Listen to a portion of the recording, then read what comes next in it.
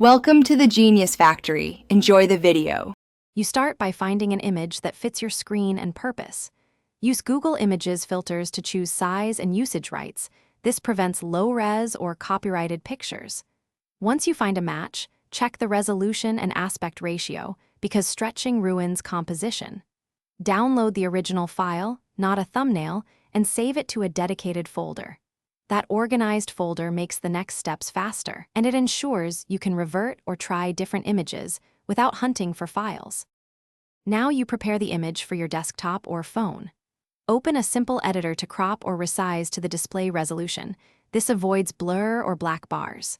Once edited, decide on scaling, fill, fit, stretch, or center, because each affects framing differently. Choose fill for full coverage or fit to preserve full image. Save a copy with a clear file name so you can revert. Then open your device's wallpaper settings and apply the saved file. This gives you predictable results across devices. Finish by setting the image as wallpaper and checking lock and home screens where relevant. If the picture appears blurry or pixelated, make sure you use the original high-resolution file and matched pixel dimensions. Resizing up causes blur. If composition is off, revisit the crop with correct aspect ratio. If you receive a copyright warning or need usage permission, switch to images labeled for reuse using Google's tools.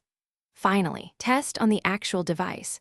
Small adjustments often solve remaining framing. Thanks for watching. If you found this helpful, don't forget to like and subscribe.